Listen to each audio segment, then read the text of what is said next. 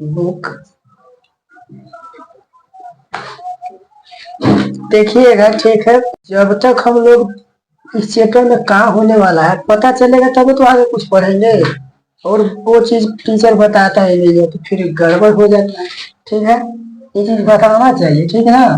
देखिए आगे चैप्टर में हम लोग क्या पढ़ेंगे, आगे हमारा पॉइंट क्या है। पीछे हम लोग बता रहे थे जैसे में जीरो से जोड़, जीरो के साथ घटाव, जीरो के साथ गुना और जीरो के साथ भाग। लेकिन एक और व्यक्ति है वन, वन के साथ क्या होता है। अगर देखिए वन के साथ, अगर मान लीजिए कि हम योग की बात करें, किसका बात करें, योग की, किसका जी, योग मतलब जानते हैं ना, जोड़, कल भी बताए थे। अगर किसी संख्या में वन अगर हम जोड़ देते हैं तो एक आगे बढ़ जाता है, बढ़ जाएगा कि ना। किसी संख्या में एक हम जोड़ दें, जैसे मान लीजिए ये आपका है निगेटिव में और ऐड कर दिए वन, ठीक, क्या हो जाएगा, निगेटिव में कितना होगा, होगा ना। मतलब वन के साथ ऐसा होता है। अभी तो जोड़ के लिए बता रहे हैं तो जोड़ के लिए देख लीजिए, कोई भी संख्या आप रेंडमली ले लीजिए, अगर इसमें वन जोड़ते हैं तो क्या होता है, एक आगे चला जाता है, एक आगे, सॉरी यहाँ थ्री होगा। अगर घटाव में हम देखें, घटाव में आकर हम लोग देखें, घटाव का कल क्या बोले थे, व्यवकलन, यही ना बोले थे। इसी को हम लोग क्या नाम देते हैं, घटाव, ठीक है। अगर घटाव में हम लोग बात करें तो किसी भी संख्या को आप संख्या में मान लीजिए वन घटाते हैं तो एक कम हो जाएगा, यानी कितना हो जाएगा, सही है। जो भी रहे, कुछ भी रहे, उससे हमको कोई फर्क, मान लीजिए कि इसमें वन घटा है तो कितना हो जाएगा, 519, यही ना होगा, मतलब एक कम हो जाएगा। लेकिन आइए थोड़ा सा गुना के लिए देखते हैं, किसके लिए, गुना, मल्टीप्लाई, ठीक है। अगर इसमें हम बात करें तो ध्यान दीजिएगा, मान लीजिए 2 4 6 है, इसमें हम वन से गुना किए, कोई फर्क पड़ेगा बाबू, कोई भी फर्क नहीं पड़ेगा। गुना के लिए कोई फर्क पड़ता, जोड़ में एक बढ़ जाएगा, घटाव में एक कम जाएगा, लेकिन गुना के लिए कोई फर्क नहीं पड़ेगा, जो बड़ा वाला संख्या वही रहेगा। निगेटिव धनात्मक था तो धनात्मक, अगर ऋणात्मक संख्या कोई रहे इस तरीका से, ठीक है, और इसमें हम लोग वन से गुना करें तो जो ऋणात्मक संख्या वही हमारे रहेगा। आ रहा है मेरा बात समझ में। अगर हम भागा के लिए देखें, ध्यान दीजिए, भागा के लिए, भागा के लिए अगर देखें तो भागा में भी सेम वही बात है। देखिए अगर इस संख्या हमारे पास, इसको हम भागा देंगे वन से, क्या कोई फर्क पड़ेगा, जो है वही रह जाएगा। अगर मान लीजिए वन से भागा दिए 4 2 इतना में, तो क्या बार में लगेगा, 4 बार में खत्म, फिर 2 बार में लगेगा, फिर खत्म, 2 बार में लगेगा, यानी भागफल हमारा क्या है, जो बड़ा वाला अंक था वही आया, यानी ये हमारा भाज्य है। क्या है ये, भाज्य, इसको बोलते हैं भाज्य। क्लास किए थे, 7 क्लास के आप नहीं किए थे ना, उसमें बताया कि ध्यान दीजिएगा, इस तरीका से ये जो रहता है इसको हम लोग बोलते हैं भाज्य। क्या बोलते हैं, भाज्य, ठीक है। और इसको बोलते हैं हम लोग, यहाँ पर जो रहता है इसको बोलते हैं भाजक, यहाँ पर जो रहता है इसको बोलते हैं भागफल, और यहाँ पर जो लास्ट में आता है, कभी जीरो जीरो हो जाता है, कभी कोई अंक बच जाता है, इसको हम बोलते हैं शेष फल। ये 4 चीज आपको याद रखिएगा, और इसके साथ कुछ रिलेशन भी बताए थे, ठीक ना। फिर मिलेगा, रास्ता में सब मिल ही रहता है, ठीक है ना। और ध्यान दीजिए ये इस तरीका से है कि इसको फिर वन से भागा देंगे तो जो हमारा निगेटिव में वही आ जाएगा। तो मतलब कुछ मिला जुला के देखिए, गुना में कोई परिवर्तन नहीं, भागा में कोई परिवर्तन नहीं, लेकिन जोड़ में परिवर्तन हो जाता है, एक आगे बढ़ जाता है, और घटाव में आपका क्या हो जाता है, एक पीछे चला जाता है। अरे बात समझ में, ये बात होता है वन के साथ। कल मतलब पिछला टॉपिक हम बताए थे क्या, कि जीरो के साथ क्या होता है, अभी बताया किसके लिए, वन के लिए। इतना उतारिए, इसके बाद फिर बात करता हूँ, ठीक है। मान लीजिए कि आपका पूर्णांक था, पूर्ण और पूर्णांक संख्या। अगर परिमेय संख्या के लिए थोड़ा सा बात करें, इसी घटना को अगर देखें परिमेय संख्या के लिए, ठीक है, सेम यही कंडीशन। मान लीजिए कि कोई परिमेय संख्या इस तरीका से है, जिसे आप पी बाई क्यू के रूप में लिख सकते हैं। ये आपका फर्स्ट क्वेश्चन। अगर इसमें 1 को हम जोड़े तो क्या घटना होगा? इसमें भी तो कुछ बढ़ना चाहिए। तो आपको तो भिन्न के जोड़ फ्री हो गया, भिन्न के क्या हो गया? ये जोड़ हो गया। भिन्न का जब जोड़ हो गया तो मानिए नीचे पूछ नहीं तो क्या होगा? 1 होगा। ऐसे में बनाते थे भिन्न के जोड़। अब बताइए एलसीएम लेंगे तो कितना होगा इसका? एलसीएम एलसीएम कितना हो जाएगा? 3। अब बताइए यहाँ पर कितना हो जाएगा? 4 और प्लस में यहाँ पर कितना हो जाएगा? 3 होगा ना? सही बना रहे हैं। अब इसके आगे क्या हो जाएगा? ये 7/। बात समझ में आया? अगर इसी का विपरीत कर दे, कभी ऐसे कर दे, ध्यान दीजिएगा, इसी को हम थोड़ा सा खाली क्रम को क्या किया? चेंज। 1 को पहले बाकी बाद में कर दिए जूठा। इसको भी करे तो यहाँ पर कुछ नहीं तो क्या होगा? 1। अब बताइए इसका एलसीएम कितना होगा? तो यहाँ पर हो जाएगा 3 और प्लस में यहाँ पर हो जाएगा 4।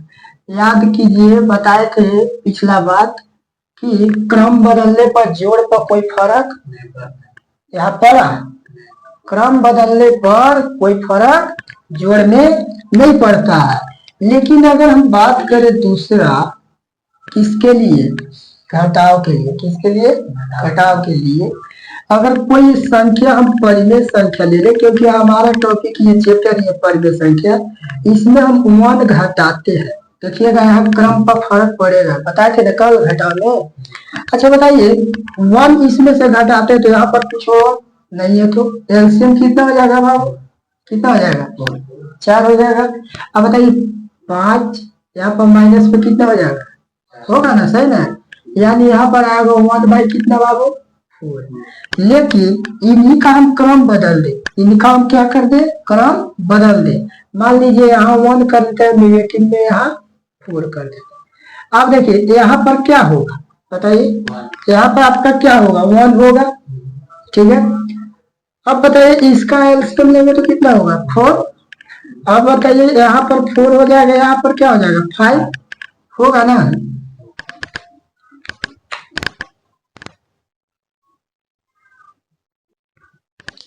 देखिए ध्यान से, यहाँ पर हम क्या किए कि जैसे क्रम को हम क्या किए? इस साइड से इस साइड कर दिए, ठीक। तो यहाँ पर आपका क्या हो गया? 1 से इसमें हम भाग लगाएंगे, 4 पर आएगा, 4 से इसमें गुना करेंगे कितना हो जाएगा? 4 हो जाएगा, ठीक है। यहाँ तो कोई दिक्कत नहीं। लेकिन यहाँ हमारा क्या हो गया? 5, ठीक है। यहाँ हमारा क्या हो गया? 5। तो बताइए 4 से जब 5 जाएगा तो यहाँ पर क्या आएगा? निगेटिव में 1/, क्या आएगा? 4। निगेटिव में आएगा। अब बताइए क्रम चेंज करने पर दोनों सेम आया? नहीं आया। एक आया पॉजिटिव में, एक आया निगेटिव में। यानी घटाव में क्रम चेंज करने पर मान भी उसका क्या आ जाता है? चेंज आ जाता है। आता ना? कल ही बताए थे। तो देखिए दोनों डिफरेंट है, अलग अलग है ना? अलग अलग। अब आइए थोड़ा सा यहाँ पर किसके लिए? गुना के लिए। किसके लिए? गुना के लिए। अगर मान लीजिए आपका कोई इस तरीका से है, अब इसमें हम 1 से गुना कर, इस पर कोई फर्क नहीं पड़ेगा, आपका जो है वही आंसर हो जाएगा। इसमें आपका कोई फर्क, गुना में यहाँ पर भी बताया कि 1 से गुना कीजिए कोई फर्क, लेकिन 0 से कीजिएगा गुना तो फर्क पड़ जाता है। वो सबको क्या कर देता है? 0। कल ही बताए थे, ठीक ना? और मान लीजिए कि ये तो हो गया। अगर कोई निगेटिव में रहे तो उसको 1 से गुना कीजिएगा तो भी इसका मान क्या आएगा? तो भी इसका क्या मान आएगा? निगेटिव में आएगा ना? लेकिन भागा के लिए बात करें तो भागा के लिए भी बात करेंगे तो वही चौथा पॉइंट। यहाँ देखिए भागा के लिए, अगर भागा के लिए बात करें, अगर मान लीजिए पूर्णांक में है, क्या में है? पूर्णांक में, इसको हम भागा देंगे 1 से, 1 से भागा दे रहे, क्या इस पर कोई फर्क पड़ेगा? नहीं पड़ेगा। भागा पर भी कोई फर्क नहीं पड़ेगा, ये जो है सो सेम आएगा। तो इस तरीका से 0 और 1 का क्या होता है मतलब, ये ध्यान दीजिएगा। जोड़ में कोई परिवर्तन नहीं होता है, सिर्फ मान आगे बढ़ जाता है। क्या हो जाता है? वैल्यू आगे बढ़ जाता है। लेकिन घटाव में आपका क्या होता है, इसमें क्रम बदलिएगा तो तुरंत मान क्या हो जाता है? चेंज। क्या हो जाता है? लेकिन इसमें क्रम बदलने से मान में कोई चेंज नहीं। हाँ, लेकिन अगर किसी परिमेय संख्या में 1 जोड़ रहे हैं तो आगे उसका वैल्यू क्या हो जाता है? मान बढ़ जाता है। अच्छा बताइए, अभी 4/3 था, लेकिन यहाँ वैल्यू क्या आ गया? 7/3। आगे बढ़ा, बढ़ा ना है? तो इस तरीका से इसको भी आप नोट कीजिए। क्या कीजिए? नोट। यही आपका पॉइंट है। किसी भी परिमेय संख्या का ऋणात्मक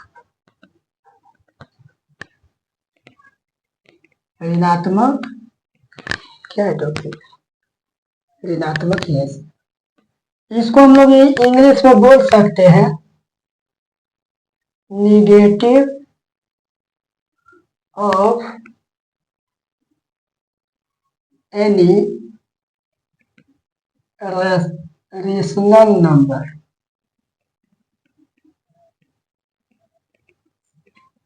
ठीक है, ये है हमारा। अब ये देखिए, परिमेय संख्या के लिए नहीं, पूर्ण संख्या और पूर्णांक ये भी संख्या के लिए।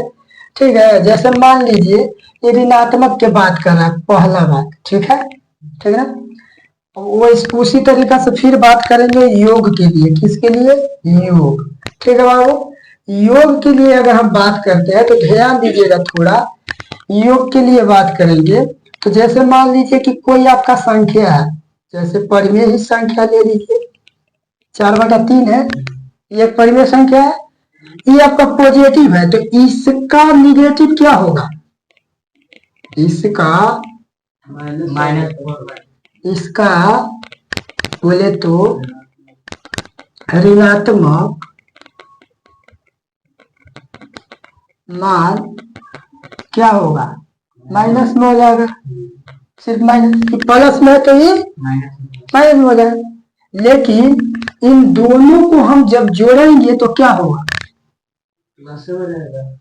ध्यान दीजिएगा, इसको भी और इसको भी हम जोड़ेंगे। जैसे मान लीजिए 4/3 है, प्लस कर दिए माइनस में 4/3, तो बताइए इसका क्या होने वाला बात है? क्या होगा है? अगर मान लीजिए 4/कितना है? 3। अब यहाँ माइनस में हो जाएगा 4/3, तो बताइए 0 होगा कि नहीं होगा? कैसे से देखिए, अगर मान लीजिए एलसीएम इसका कितना होगा? 3 होगा। अब इसका एलसीएम 3 होगा तो 4, फिर -4। बताइए 4 में से 4 गया तो ऊपर क्या होता है? 0। क्या होता है? 0। यानी इसका पूरा फाइनल रिजल्ट क्या आएगा? 0 आएगा। आएगा ना? अब एक बात बताइए, जब 0 आया तो अब से हमको मालूम चल गया कि किसी भी परिमेय संख्या हो या कोई भी पूर्णांक संख्या हो या कोई भी पूर्ण संख्या हो, पूर्णांक संख्या सिर्फ धन के लिए बता रहे। किसके लिए? धन के लिए। अगर पॉजिटिव में हो, उसका ऋण अगर हो जाए, ये दोनों को अगर आपस में हम जोड़ते हैं तो उसका हमेशा वैल्यू क्या मिलेगा? 0। याद रखिएगा, उतना करने की जरूरत नहीं है। समझ गए ना? करना सिर्फ यही है कि अगर पॉजिटिव है या अगर निगेटिव है, दोनों को हम जोड़ेंगे तो हमेशा 0 ही आएगा। क्या आएगा? और जैसे सोच लो ना बाबू, ये 2 आपका कोई संख्या है, इसका निगेटिव क्या होगा? -2। अभी दोनों को जोड़ेंगे तो क्या वैल्यू मिलेगा? 0 ही मिलेगा। लेकिन अब और घटाव के लिए बात करते हैं, बोले तो व्यवकलन। ठीक ना? अगर घटाव के लिए हम बात करें तो ध्यान दीजिएगा, इसी क्वेश्चन का 4/3 है, बीच में आएगा घटाव, तो पहले से क्या हो जाएगा? यहाँ पर माइनस में न था, 4/क्या है बाबू? 3 है। यहाँ तो कोई दिक्कत नहीं। अब इसको देखिए, प्लस माइनस क्या हो जाएगा? प्लस माइनस है कि माइनस माइनस क्या होगा? सौरभ के देख रहे थे कहाँ है, यह कि कोई और है। देखिए 4 में क्या हो जाएगा? 3। प्लस में हो जाएगा 4 में क्या? अब बताइए एलसीएम होगा 3, एलसीएम होगा ना 3। अब बताइए दोनों हम जोड़ेंगे तो 4 + 4 कितना हो जाएगा 8/3। 8/में क्या हो जाएगा 3। तो इस कंडीशन में क्या हो जाता है कि डबल हो जाता है। देखिए 4 4 जोड़ के क्या हो गया डबल हो जाता है। क्या हो जाता है नहीं विश्वास हो तो देख लीजिए, कोई संख्या लीजिए। देखिए अभी जस्ट लिए थे 2 का निगेटिव 2 होगा ना, तो बताइए 2 + 2 हो जाएगा, बताइए 4, 2 का 4 हो गया है, डबल हो जाता है। क्या हो जाता है डबल। तो घटाव में डबल हो जाता है लेकिन जोड़ में 0 हो जाता है। जोड़ में क्या हो जाता है 0, क्योंकि एक देखिए वो ऐसे नहीं समझिए, इतना समझिएगा कि एक संख्या अगर पॉजिटिव में वही संख्या निगेटिव में है तो अगर जोड़ेंगे तो क्या हो जाएगा। अगर एक संख्या पॉजिटिव में वही संख्या निगेटिव में उसको घटाएंगे तो क्या हो जाएगा डबल। ठीक है। अगर मान लीजिए कि हमको बोल दिया कि भाई साहब थोड़ा इसका बताना, तो इसका अगर निगेटिव आपका हो जा रहा है 4 में क्या निगेटिव में 3, कुछ नहीं करना है 2 से गुना कर दिए 4/3। इसको 2 से गुना करेंगे 8 में क्या आएगा आएगा ना। हम बोले थे ना कि डबल हो जाता है, देखिए आंसर भी आया है ना, यानी डबल हो जाता है। घटाव में क्या हो जाता है ऐसा डबल। हर बात समझ में। अगर कभी बोल दे कि -3/4 है, इसका पॉजिटिव क्या हो जाएगा, इसका उल्टा क्या हो जाएगा, तो बोलेंगे कि 3 क्या हो जाएगा। मतलब जो ऋण में है वो धन में, जो धन में है वो ऋण में, ऐसा हो जाता है। ठीक ना, ये बात थी। ठीक है। इसके बाद अब हम लोग बात करेंगे गुना के लिए। किसके लिए गुना के लिए। ठीक है, इतना पहले उतार लीजिए क्योंकि जगह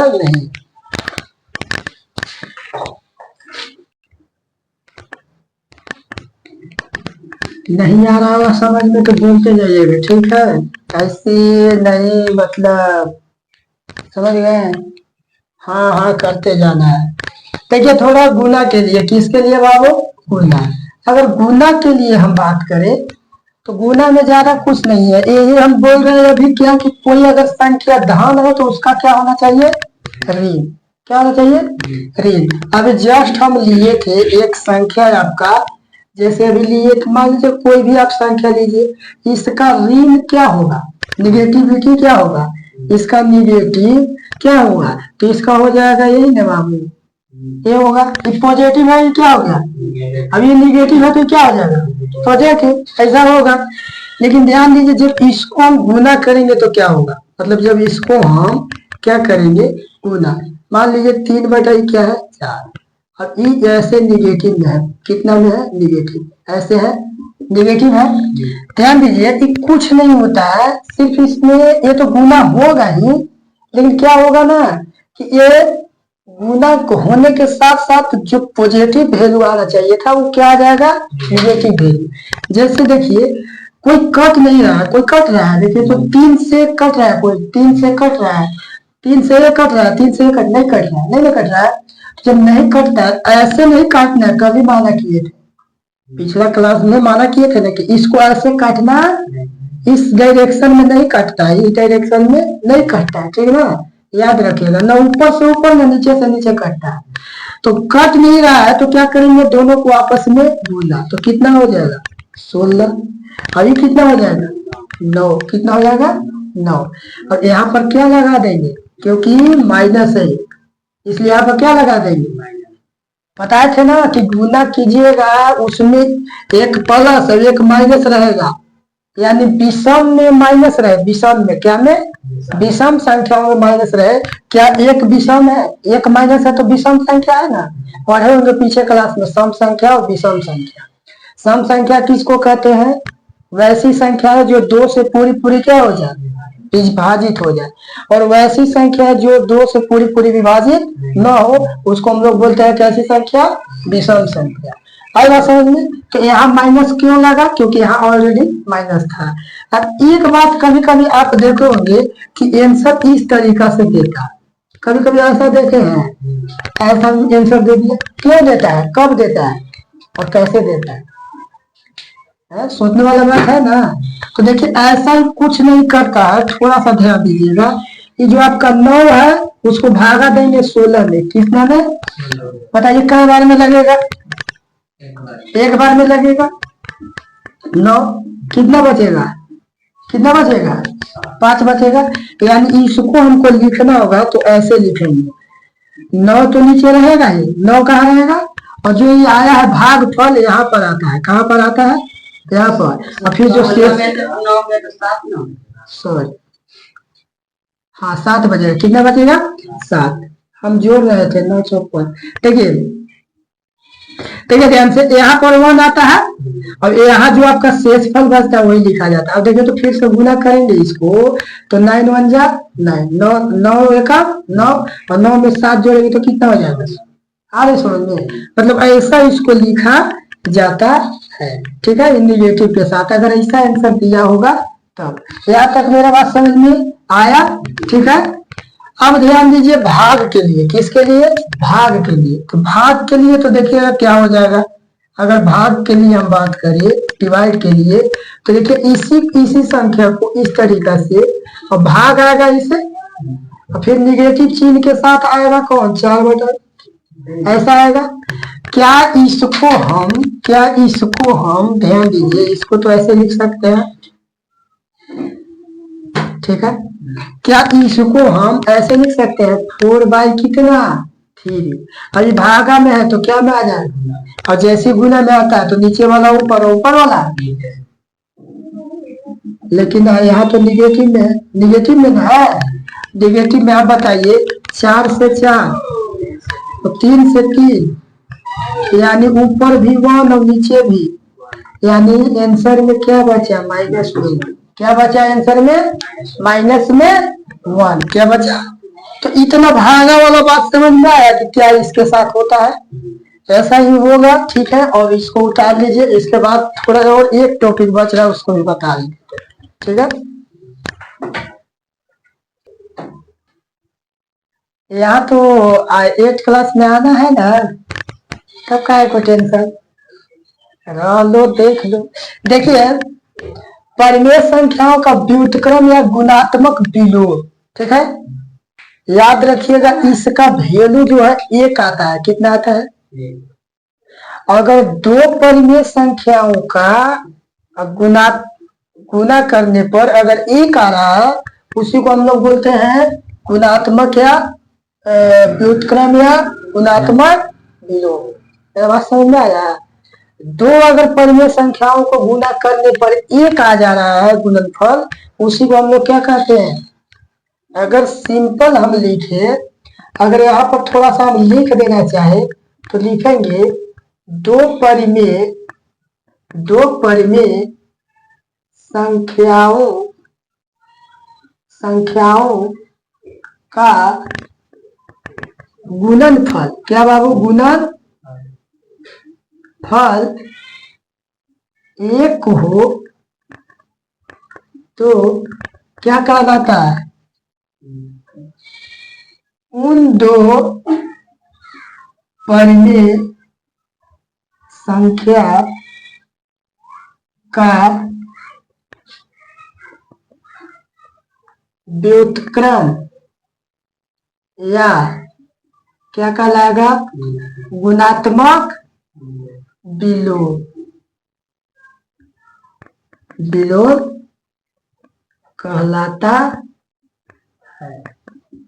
यानी x है, ध्यान दीजिएगा, ये कोई x है, ठीक ना, ये कोई x है और x का कोई उल्टा y है, क्या है y, और ये दोनों का वैल्यू अगर 1 आता है, इसी को हम लोग बोल देते हैं क्या, गुणात्मक विलोम या व्युत्क्रम विलोम। आ रहा है समझ में, कुछ समझ में आया। अब ये कब होगा बाबू, जब ध्यान दीजिएगा कब होता है। अगर मान लीजिए एग्जाम्पल इसका हम देखें, अगर कोई 3/4 है तो इसका गुणात्मक विलोम कहने का मतलब 4 क्या होना चाहिए, यही होता है। यानी 3/4 का गुणात्मक विलोम क्या हुआ, 4/, यानी मूड़ी ऊपर गोड़ नीचे, तो सीधा आदमी।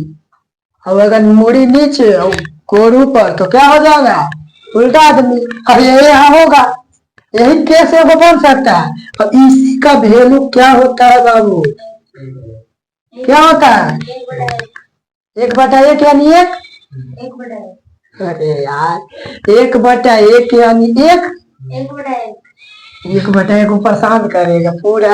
एक नीचे लिखे उससे कोई फर्क नहीं पड़ता है, ठीक ना। नीचे लिखने, हाँ ऊपर लिखने से फर्क पड़ता है, लेकिन नीचे लिखे या ना लिखे कोई फर्क। तो आया मेरा बात समझ में। अगर मान लीजिए निगेटिव में कोई संख्या है, इसका गुणात्मक विलोम क्या होगा, इसका गुणात्मक विलोम क्या हो सकता है।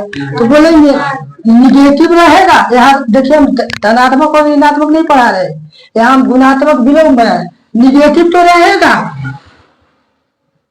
निगेटिव तो रहेगा, लेकिन 8 ऊपर 4 माइनस से माइनस, वो 4 से 4, 8 से 8, इसका क्या आया वह। यानी गुणात्मक विलोम का मतलब होता है दो परिमेय संख्याओं का, किसी भी संख्याओं का नहीं, किसी भी संख्याओं का कैसे। अगर परिमेय संख्याओं का किसी भी संख्या का कैसे कर सकते हैं, कर देंगे। अगर ये 2 है तो इसका उल्टा क्या हो जाएगा 1/2 नहीं होगा जी, होगा ना। अब इसका रिजल्ट क्या आएगा, तब भी सही है, तब भी सही है, तब भी सही है ना। ये मक्खी कभी कभी हमको जो जाए, देखो लगाव है भाई, ठीक है। आधा घंटा क्लास चल गया आप लोग का, ठीक है। तो आप लोग का कुछ बात समझ में रुक जाएगा थोड़ा सा, पढ़ाने दीजिए।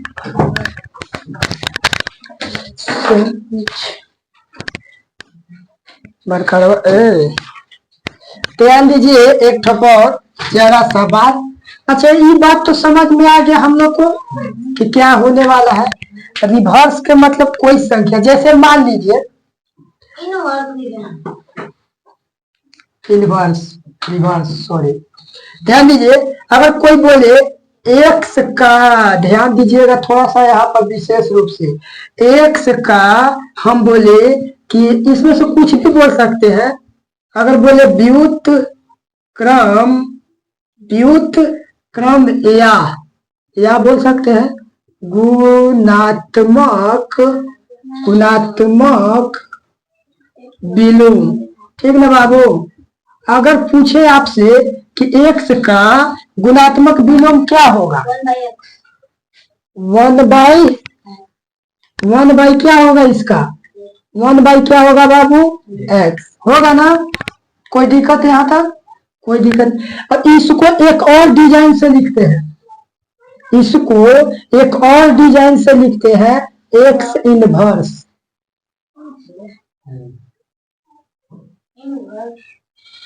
कोई संख्या इस तरीका से है, ऊपर माइनस के साथ 1 है, एक मतलब समझना है कि 1/1 क्या है।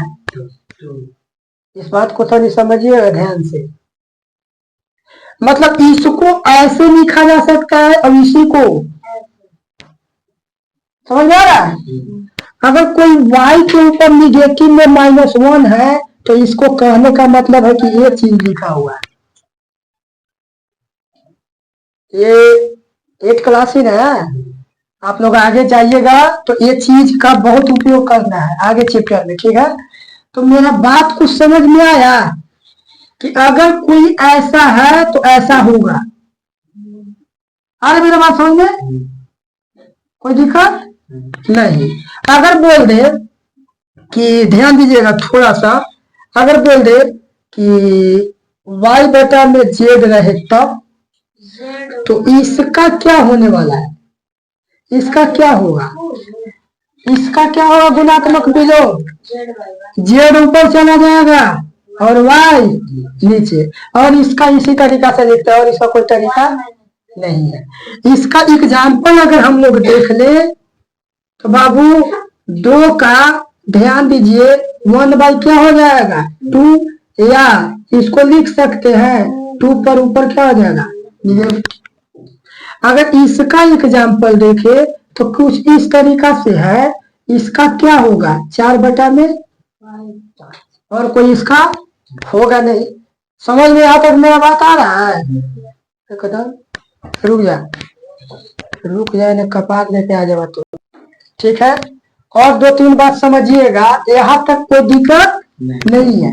फिर से बताते हैं, ध्यान दीजिएगा। अगर मान लीजिए इस तरीका से है तो इसका गुणात्मक विलोम क्या होगा? 8/3। समझ में आ रहा है? अगर इन दोनों का जोड़ना होगा, अगर बोल दे कि इसका गुणात्मक प्रतिलोम का जोड़ निकालिए, योगफल क्या होगा, तो क्या कीजिएगा? अगर आपसे पूछ दे कि 8/3 का गुणात्मक प्रतिलोम, गुणात्मक या विलोम, प्रतिलोम या विलोम, हाँ गुणात्मक प्रतिलोम या विलोम बोल दे, अब इसका योगफल बोलेगा तो यानी 3/8, ऐसे करके ही ना निकालेंगे।